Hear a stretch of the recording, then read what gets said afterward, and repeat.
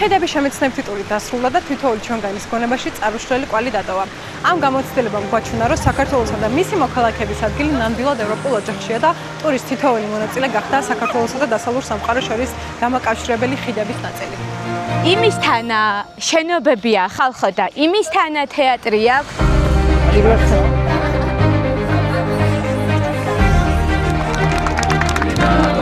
პირველ სართულზე საქონელი ცხოვრობს თვითონ და მეორე სართულზე მოსახლეობა. ისტორიული შენობები, რომლის გადარჩენაც არის ქვეყნისთვის სტრატეგიულად მნიშვნელოვანი და დღეს ტურის დასრულებიდან რამოდენიმე დღის თავზე საორგანიზაციო გუნდის წევრები შევიკრიბეთ იმ მიზნით, რომ ერთად შეგვეჯამებინა განვლილი 10 დღე და გვესაუბრა პროექტის სამომავლო გეგმებზე.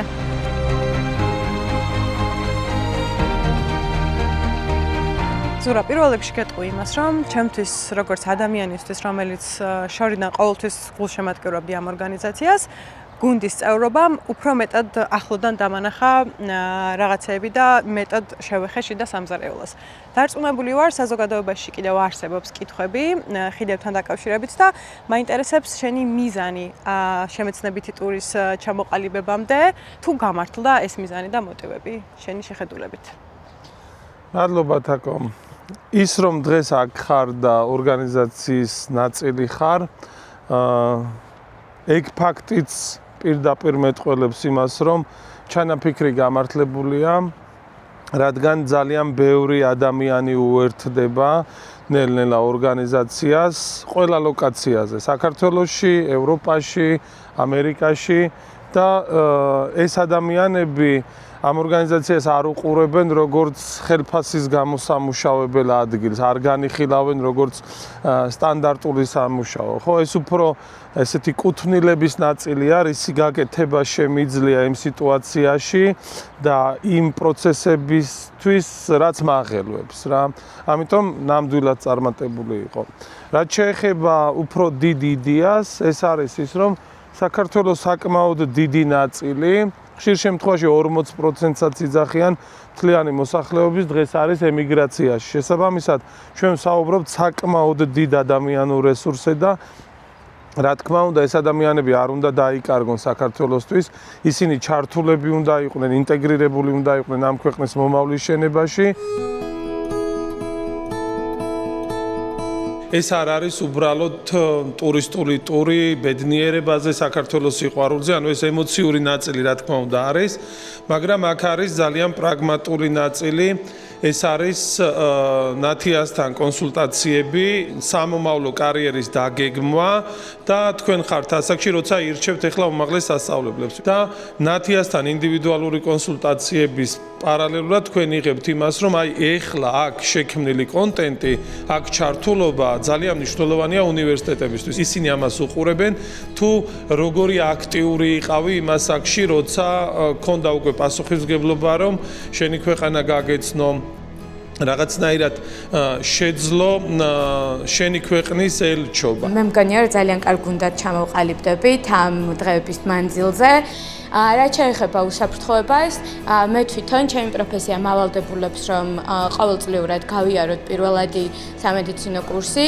ცხადია, აღჭურვილი და გადამზადებულია ბანაკის ყველა მონაწილე, ანუ ამ შემთხვევაში ლიდერი პირველადი სამედიცინო დახმარების და გადაუდებელი დახმარების აღმოჩენის კუთხით, თუმცა მაქსიმალური დაზღვევისთვის ყველა ბავშვს ექნება სამოგზაურო დაზღვევა. გამარჯობა, მე ვარ თაკო, ბანაკის ლიდერი. ბანაკის განმავლობაში უზრუნველყოფ თქვენი შვილების უსაფრთხოებას, ერთმანეთთან ჰარმონიულ დამოკიდებულებას, ასევე მკაცრ გაკონტროლებას, რამდენად იცავენ წესებს. ამ შემთხვევაში წესები იმისთვის არის, რომ ჩვენი თავგადასავალი იყოს უსაფრთხო და დასამახსოვრებელი. ჩვენი მძღოლ ქვია ბატონი მერაბი და მთელი ტურის მანძილზე ბატონი მერაბი იქნება ჩვენთან ერთად და იზრუნებს ჩვენს უსაფრთხო და კომფორტულ მოგზაურობაზე.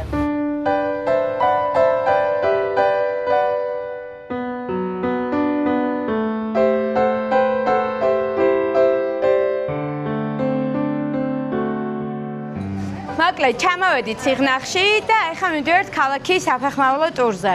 ალბათ დაახლოებით 1 საათი დაგჭირდება დრო, რომ მოვიაროთ და ვნახოთ ქალაქი. ქიზიყი იმითაც არის გამორჩეული, რომ აქ დაიბადა ჩვენთვის საყვარელი და საინტერესო მხატვარი ნიკო ფიროსმანი. ესეც არის ნიკო ფიროსმანის ნახატით გაცოცხლებული ძეგლი. ესეთ პატარა ქალაქებში ძალიან ბევრი დაფარული ადგილია ხოლმე და ისტორია. ეს არის სიღნაღის თეატრი.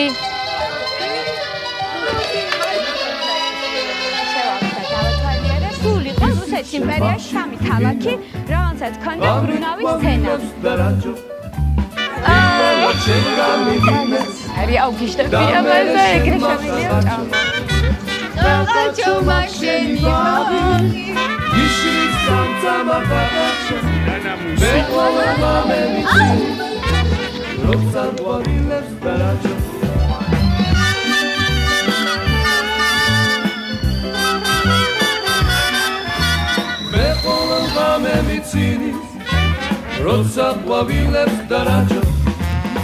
ამ პროექტმა, ტურმა, ექსკურსიამ ზუსტად შეძლო იმის გაკეთება, რაც ჩვენ გვინდოდა. რა ჩვენი ჩანაფიქრი იყო, რომ ტურის ბოლოს გაჩენილიყო ემოციები, როგორც იავნანამ რა ჰქნა არის, რომ აი შეაყვარა საქართველო, თითქოს ახლიდან აღმოაჩენინა საქართველო და მე ვფიქრობ, რომ ჩვენ, შენი და ბევრი ადამიანის ძალისხმევით ეს შევძელით. Alstapoti chamokonda alvismi chamonatali adekna potomi ambe sakwa vishemonatali aninani ninao taninani ninao taninani ninao taninani ninao ogogo kisimisa kechamoti kisimisa talimasvi gopita gamazveni gotsenita იაილებზე როცა ადიან მთელი ოჯახობით, ქალები, კაცები ამ ამბავში არ ერევიან და ბადიშები, ბავშვები აყავთ და იაილებზე ყოფნის დანიშნულება ის არის, რომ თავიანთ საქონელს მოუარონ და ზამთრისთვის მოაგროვონ სარჩო.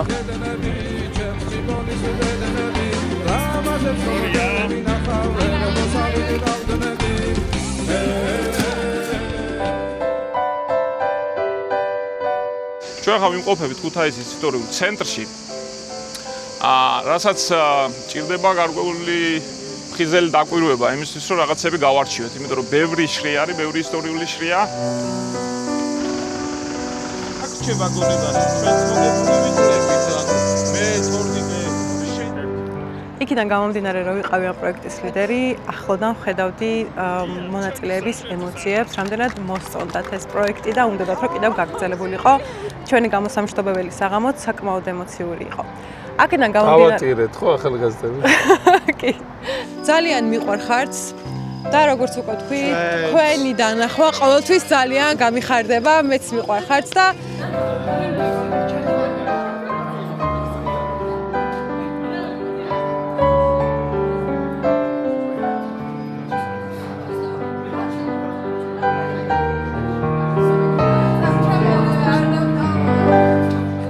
თქვენი აზრი მაინტერესებს, რამდენად განგრძობითი და მდგრადი იქნება ეს პროექტი.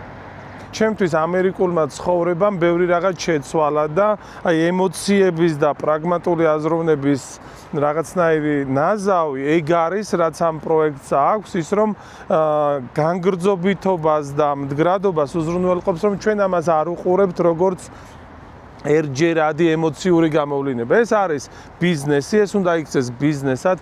ჩვენ ბედნიერი ვიქნებით თუ ტურისტული კომპანიები დაფიქრდებიან, როგორ შეიძლება კარგი საქმის კეთებაში თან ფული აკეთონ. ფულის კეთება ამორალური არა, მთლიანად დასავლური სამყარო და განსაკუთრებით ამერიკა აი ამ კონცეფციაზე დგას, რომ ფულის კეთება არ არის ამორალური და მოგების გენერირება არ არის ამორალური. შესაბამისად, არა მხოლოდ ამ მიმართულებით. ხიდების პროექტში ყველა მიმართულებას აქვს მდგრადობა, იმიტომ რომ დგას ორ საძირკველზე. ეს არის ემოციური ნაწილი, როგორ ვაძლიერებ ამითი ისტორიულ სამშობლოს, როგორ ვაძლიერებ ჩემ თავს ემიგრაციაში, საქართველოს როგორ ვაძლიერებ, მაგრამ როგორ ვძლიერდები მეც ფინანსურად, ნეტვორკინგით და ბევრი კომპონენტით. ამიტომ ეს პროექტი არა მხოლოდ მისი ესეთი ტურის ნაწილი, ყველა მიმართულება არის მდგრადი და იქნება მდგრადი. მე პირადად როგორც იცით ვარ ამერიკული აკადემიის დამფუძნებელი და სხვადასხვა ქალაქებში ახალგაზრდებს ვეხმარები რომ ამერიკის და ევროპის უნივერსიტეტებში ჩააბარონ. თქვენ რა პროფესიები გაქვთ არჩეული და რას ფიქრობთ რომელი პროფესია გამოგვადგება? ინჟინერია, ინჟინერია. ძალიან კარგი. დანარჩენები? შვენიერია? არქიტექტურა.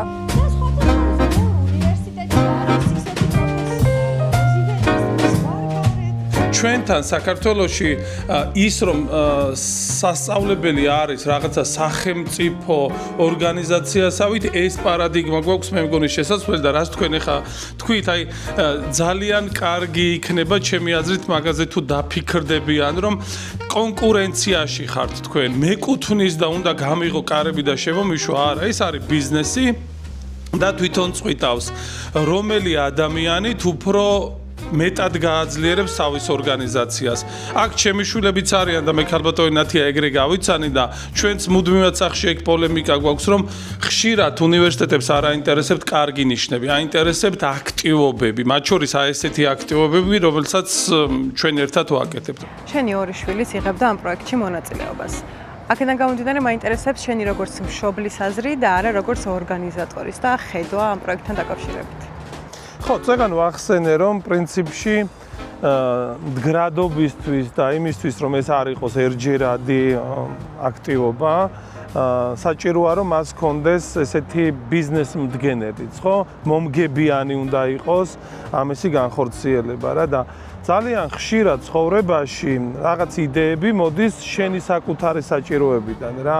ჩემი ოჯახისთვის, ჩემთვის, ჩემი მეუღლისთვის ძალიან მნიშვნელოვანი იყო რომ როცა ჩვენ საქართველოში ჩამოდიან ჩვენი შვილები ამ მცირე მონაკვეთში როგორ შეიძლება რომ გავაცნოთ საქართველოს, იმიტომ რომ ისინი იმას აქში წავიდნენ საქართველოსდან რომ ვერ მოასწრეს საქართველოს კარგად გაცნობა და დატვირთული გრაფიკის გამო მშობლებს არ გამოდის ამის გაკეთება. თუ სხვა შემთხვევებს გავიხსენებთ, როცა უფრო დიდი სტაჟის ემიგრანტებზე ვსაუბრობთ 20-25 წლის წასულები, ისინიც არ იცნობენ საქართველოს, ანუ მშობლებიც კი არ იცნობენ საქართველოს ნორმალურად და შესაბამისად ისინი ვერ გააცნობენ საქართველოს. კი და ჩვენ ყავდა მონაწილე, რომელიც 12 წელი ემიგრაციაში არის და კი 12-17 წელი, ხო, ანუ ეს არის და ამას თვალი უნდა გაუსწოროთ, რომ ეს ადამიანები არა მარტო ახალგაზრდები, ზრდასრულებიც არიან ორგანულად, ემოციურად საქართველოს ნაწილი, მაგრამ მათი საქართველოსთან კავშირი შემოიფარგლება და ცნობადობა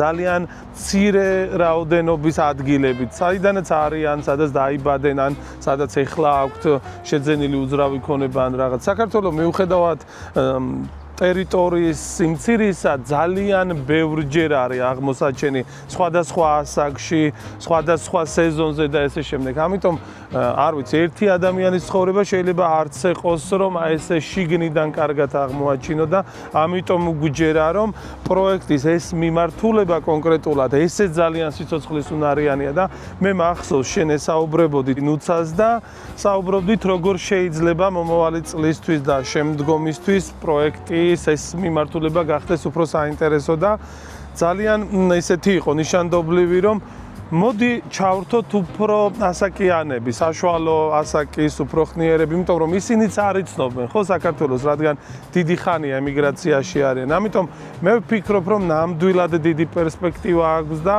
ნამდვილად ძალიან ემოციური იქნება ხოლმე ყოველი ესეთი ტური, ყოველი ესეთი საქართველოს აღმოჩენა. როცა ვსაუბრობთ რომ რამდენი რამეა აღმოსაჩენი, აი მარტო ამ პატარა ლოკაციაზე რა, ერთი დღე არ გეყოფა აღმოაჩინო თბილისის ეს ნაწილი, ჩემთვის ეს არის იმის დემონსტრირება, რომ საქართველო არის დასავლური ცივილიზაციის ნაწილი. აი ამ უბანში რამოდენიმე რელიგიური კონფესია საუკუნეების განმავლობაში თანაც ცხოვრობდნენ და ეს არის დემონსტრირება იმისი, თუ რამდენად გვაქვს ჩვენ როგორც ქართველებს მიმღებლობა სხვა კულტურების, სხვა ეროვნებების მიმართ და რეალურად ეგ არის დასავლური ცივილიზაცია, როცა შენ შეგიძლია მიიღო სხვა ადამიანი თავისი კულტურით, თავისი ენით, თავისი ტრადიციები და ესე შემდეგ. ამიტომ გვღებულობს ჩვენ ამერიკა, ამიტომ გვღებულობს ჩვენ ევროპა და ჩვენც ამის დემონსტრირების შესაძლებლობა გვაქვს. აი, ამ უბნის აღმოჩენისთვის 2 და 3 დღე არ გეყოფა. ამიტომ კი, ნამდვილად აქვს ამ პროექტს, ამ აქტივობას და ხიდების შენებას სიმბოლურის და პრაგმატული მნიშვნელობაც.